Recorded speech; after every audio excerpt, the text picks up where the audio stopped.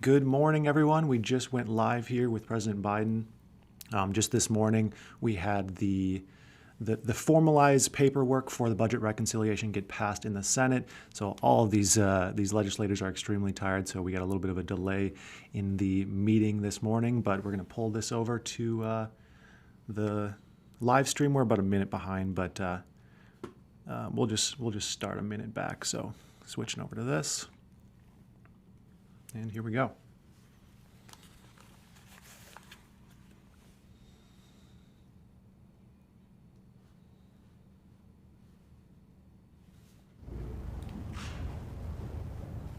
Thank you for your patience. We had a very good but long meeting with the chairpersons of the House of Representatives in the Oval, and it went a little longer, but it went very well. Thank you all for being here. I'm accompanied by the Vice President and the Secretary of Treasury, Janet Yellen, and I want to talk today about our plan.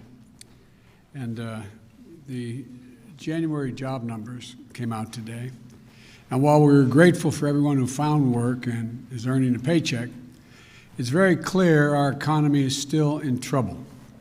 We added just 6,000 private sector jobs in the country last month. Overall, we added 49,000 jobs. And this at a time when we have more than 10 million people out of work. 4 million people have been out of work for 6 months or longer. And 2.5 million women have been driven from the workforce. 15 million Americans are behind in the rental payments.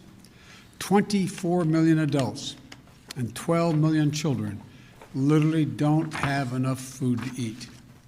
These aren't Democrats or Republicans, they're Americans, and they're suffering.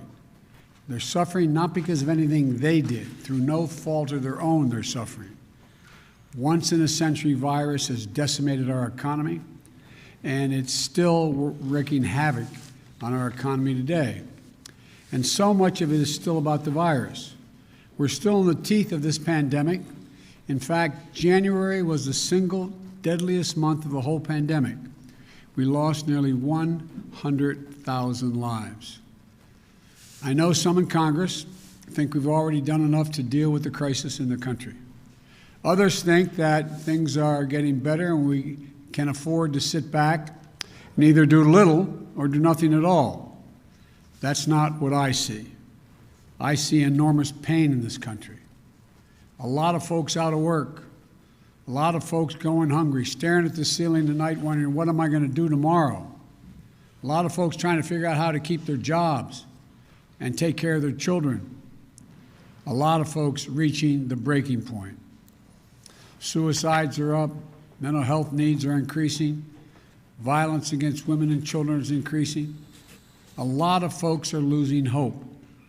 And I believe the American people are looking right now to their government for help, to do our job, to not let them down. So I'm going to act, and I'm going to act fast. I'd like to be doing it with the support of Republicans. I've met with Republicans. There's some really fine people who want to get something done, but they're just not willing to go as far as I think we have to go. I've told both Republicans and Democrats that's my preference, to work together. But if I have to choose between getting help right now to Americans who are hurting so badly and getting bogged down in a lengthy negotiation, or compromising on a bill that's up to the crisis, that's an easy choice. I'm going to help the American people who are hurting now. That's why I'm so grateful to the House and the Senate for moving so fast on the American Rescue Plan. Here's what's in that plan. First, it puts $160 billion into our national COVID-19 strategy, which includes more money for manufacturing, distribution, and setting up of vaccine sites, everything that's needed to get the vaccines into people's arms. There's simply nothing more important than us getting the resources we need to vaccinate the people in this country as soon, as quickly as possible. So job number one of the American Rescue Plan is vaccines. Vaccines. The second, the American Rescue Plan is going to keep the commitment of $2,000. $600 has already gone out. $1,400 checks to people who need it. This is money directly in people's pockets. They need it. We need to target that money so folks making $300,000 don't get any windfall. But if you're a family that's a wage earner, each of the parents, one making 30 grand, one making 40 or 50, maybe that's a little more than, well, yeah, they need the money, and they're going to get it. And here's what I won't do. I'm not cutting the size of the checks. They're going to be $1,400, period. That's what the American people were promised. Very quickly, here's the rest of my plan. It has money for food and nutrition so that folks don't go hungry. I think our Republican friends are going to support that. It extends unemployment insurance, which is going to run out on March 13th of this year to the end of September of this year, because we're still going to have high unemployment. It helps small businesses, thousands of whom have had to go out of business. It has money to help folks pay their health insurance. It has rental assistance to keep people in their homes rather than being thrown out on the street. It's got money to help us open our schools safely. It has money for child care, for paid leave. It gets needed resources of state and local governments to prevent layoffs of essential personnel, firefighters, nurses, folks who are school teachers, sanitation workers. It raises the minimum wage. It's big and it's bold, and it's a real answer to the crisis we're in. That's one more thing, and I want to say it very clearly on this, be very clear on this point. It's better economics. It not only addresses the immediate crisis we're in, it's better for the long-term economic health of our nation and our competitiveness. My plan creates more jobs, creates more economic growth, and does more to make us competitive with the rest of the world than any other plan. Don't take my word for it. Just look at what leading economists across the nation have said, and in the world and across the ocean have said. Wall Street investment firm Moody's says, if we pass the American Rescue Plan, it will lead to 4 million more jobs than otherwise would be created.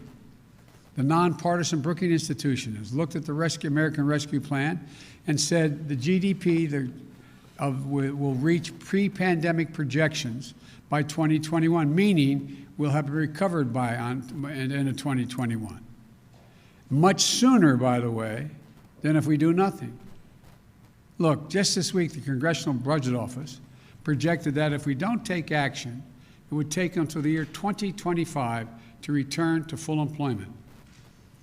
There's also a growing chorus of top economists, right, center, left, that say we should be less focused on the deficit and more focused on the investments we make and can make now in jobs, keeping families out of poverty, and preventing long-term economic damage to our nation.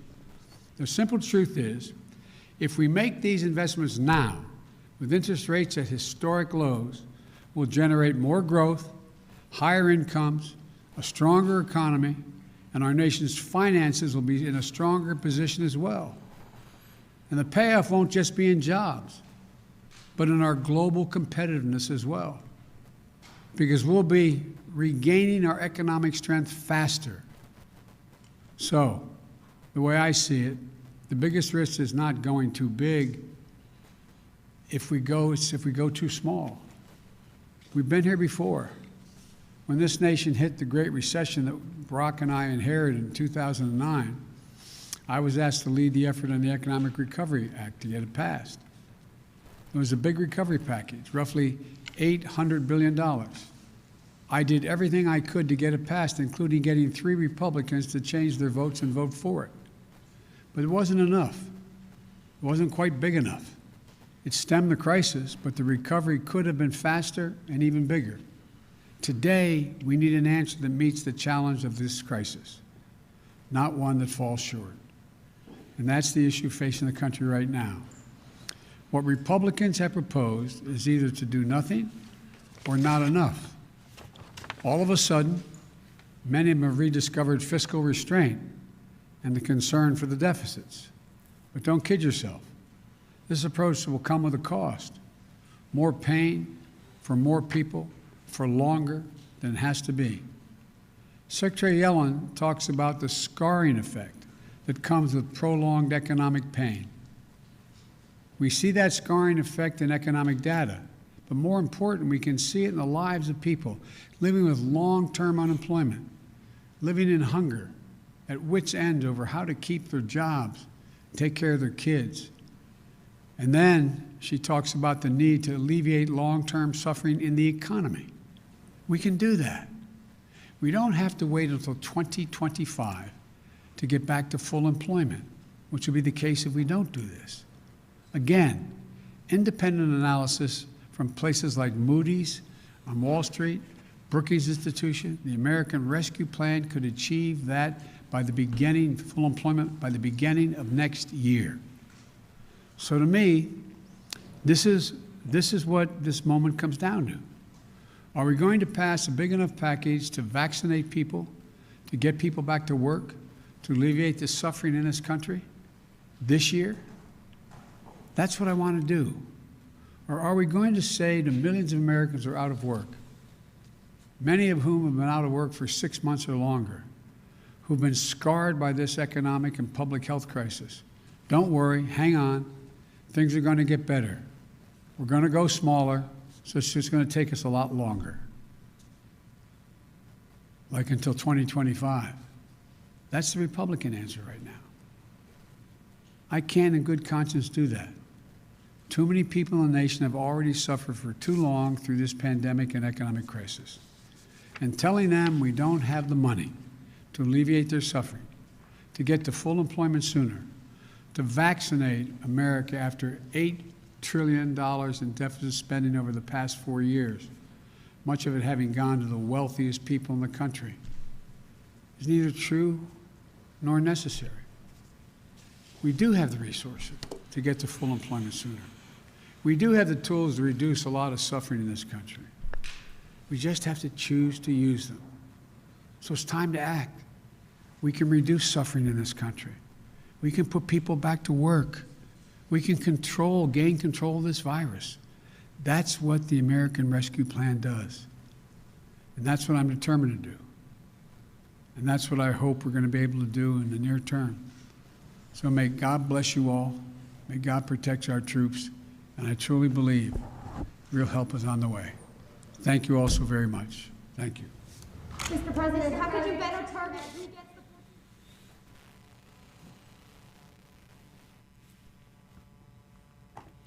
the... All right, well, in summary here, a lot of what we already kind of knew going into this, but just a real quick recap of what Biden was talking about here. He's saying we're still in the middle of this pandemic, and he believes that more relief is needed. We've been hearing that again and again and again. And he wants to act fast. His number one priority is just to make sure we get relief sooner than later, it seems, and at the level that he believes we should receive this relief. And then his priorities of the deal, of his next stimulus deal, which is that $1.9 trillion deal. He's saying that the number one priority is his $160 billion in COVID worth of relief in COVID strategies, which I believe there's actually a little bit more than that. I think in totality it comes out to about $250 to $300 billion for everything COVID related. Number two, the priority is $2,000 stimulus checks, the top up stimulus checks. So the difference between the $600 payment we already received and the $2,000 payment, which is the $1,400 check that we've been hearing.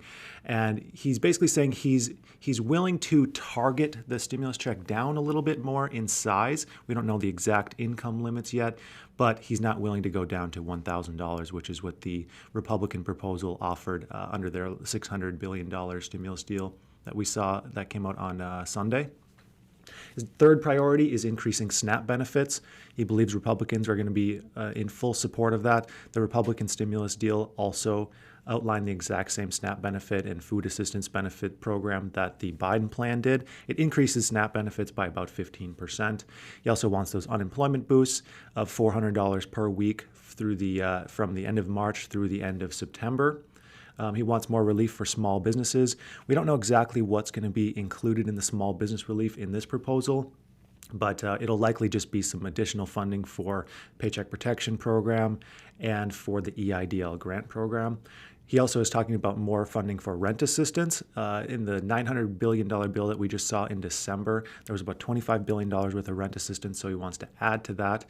Most of those funds haven't even been spent yet, and I know a lot of people have had a really hard time even trying to allocate some of those funds for themselves, because the problem is every single state and some counties have their own way to apply for these fundings. There's funding for rent assistance, so it's a little bit complicated. I actually have a video that kind of breaks down the best methods to get the funding for that. If you go to my page and just look for rent assistance, the most recent video. He also wants more funding for schools. That was kind of a big difference between the Republican and the Democratic proposal. The Democratic proposal offers much more funding for schools, funding for childcare, funding for health insurance, which is kind of new. I haven't heard that until this right now. I don't know exactly how that's going to be laid out in the actual plan. Raising the minimum wage, so they're still trying to increase that to $15 an hour, which is definitely going to be a big debate and a big fight between the Democrat and Republican side.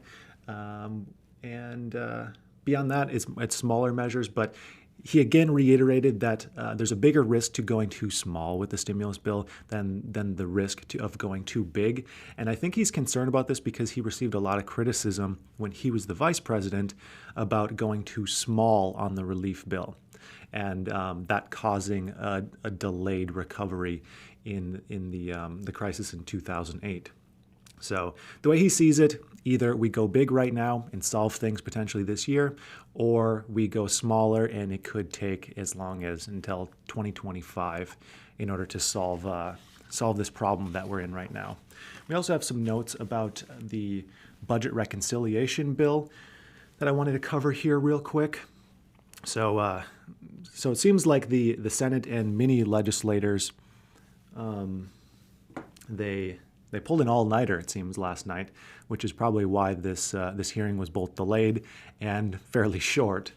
So it looks like Democrats are moving forward as they planned with that reconciliation bill process, which is good for anyone who's hoping for another stimulus bill and another round of COVID relief. They've been talking about this for the last few weeks, where they're going to take this two-track method where they're going to at least start the process for budget reconciliation, and they're going to have their second option of potentially working with Republicans to negotiate on a more bipartisan deal. But they're kind of like, if we can't negotiate this, we're going to have this backup plan that we can pass without bipartisan support. So they voted on Tuesday to kind of kickstart the budget reconciliation process. This process is much different than a normal bill passing process. So I think there's some confusion here that I wanted to just address. So the Senate this morning voted on beginning the budget reconciliation process. And then that led to a tiebreaker with Vice President Harris breaking the tie with 51 to 50 votes in the Senate. And the misconception here is they didn't actually pass a stimulus bill in the Senate today. They passed the ability to pass a stimulus bill. So how this is structured, they kind of have to set it up so they can then set up a budget reconciliation bill that includes stimulus. So it's kind of another layer of complexity here. And we don't actually have like a bill to look at. Nothing's actually finalized, but it's just one step in the direction. Basically, it lays the path that they'll be able to do a budget reconciliation stimulus bill without Republican support. So I think right now that increases the odds, a significant margin, of getting another bill passed, because Republicans looking at this are going to be thinking, okay, this bill is going to get passed whether we try to negotiate, whether we try to find a common resolution or not. So we better give way a little bit and either negotiate on a bill or they're going to pass. So for the everyday citizen who might be watching this, the odds have greatly increased today that we might get another stimulus bill. So like I said, this doesn't formally pass the COVID-19 relief bill, but it allows Democrats to go ahead with the reconciliation process and pass that without bipartisan support if need be. So this happened in the middle of this prolonged spell in the Senate known as a vote-a-rama. It was like this 15-hour session of proposing amendments. And one of the amendments that were proposed was to pare down the stimulus checks to be a little bit more targeted. That was brought to the table by Senator Joe Manchin of West Virginia and Senator Susan Collins of Maine. And they called for upper income taxpayers to be excluded from receiving stimulus payments. And of the 100 senators in the chamber, 99 voted in favor of that amendment. So it seems like they're going to agree on that, but this amendment is non-binding, and we might see that changed even from the final stimulus bill text. Again, we don't have like an actual bill to take a look at yet. So from what happens from here is we're going to see a lot more debate. We're going to see very likely this budget reconciliation process passed in the House either today or tomorrow, most likely. Depending on if they need to go to bed right now. I saw a little bit on Pelosi earlier, and she was saying she doesn't know if it's morning or evening or afternoon because they basically were legislating all night.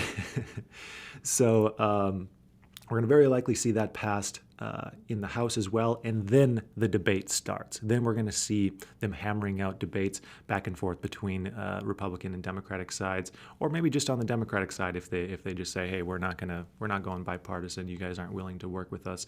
But I think they really do want to work together if possible. The overall sentiment is let's work together if we can, but if not, we have this Plan B opportunity. So it's definitely going to be interesting what happens in the next few weeks here.